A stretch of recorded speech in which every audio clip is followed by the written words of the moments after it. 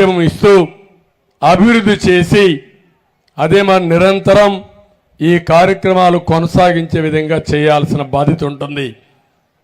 కానీ ఈ ముఖ్యమంత్రి పరిపాలన చేతగాని దద్దమ్మ.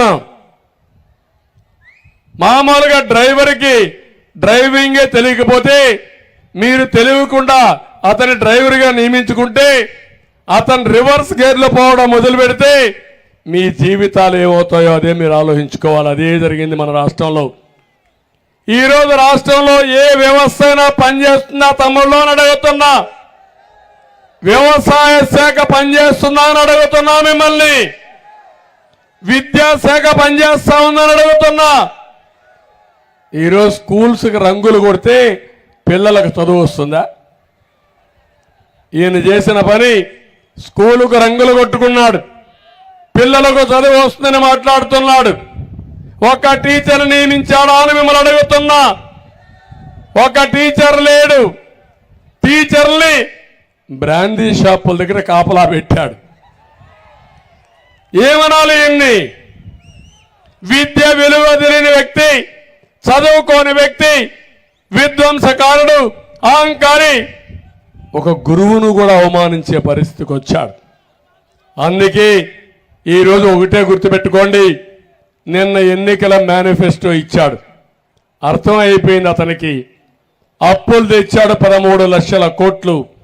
అప్పిచ్చేవాడు లేడు. ఆదాయం తగ్గిపోయింది. జీతాలు ఇవ్వలేని పరిస్థితి.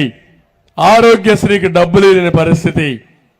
ఎవరు కూడా గుర్తుపెట్టుకోవాల్సింది, సంపద సృష్టిస్తే ఆదాయం పెరిగితే ఆ ఆదాయాన్ని సంక్షేమ కార్యక్రమాలకు ఖర్చు పెట్టే అవకాశం ఉంటుంది. అసలు సంపాదన లేదు. మీ ఇంటి పైన ట్యాంకులో నీళ్లు లేకపోతే కిందన ట్యాప్లో నీళ్లు వస్తాయా తమ్ముళ్ళు అని మిమ్మల్ని అడుగుతున్నా. మీ చెరువులో నీళ్లు లేకపోతే కాలువలో నీళ్లు వస్తాయని మిమ్మల్ని అడుగుతున్నా. నేను ఆ రోజు అభివృద్ధి చేస్తే ఆ అభివృద్ధిలో వచ్చిన ఆదాయం చేసే వెసులుబాటున్న అప్పుకి మొత్తం అప్పులు తెచ్చాడు.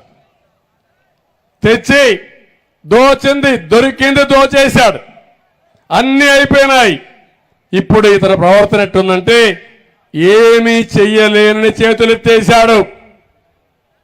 మామూలుగా ఏ ముఖ్యమంత్రి అయినా ఒక విషయం మీరు గుర్తుపెట్టుకోండి, ఇక్కడుండే ప్రజానీకానికి మీకు ఆశలు ఉన్నాయా లేదా అని అడుగుతున్నా, కోరికలు ఉంటాయా లేదా అని అడుగుతున్నా.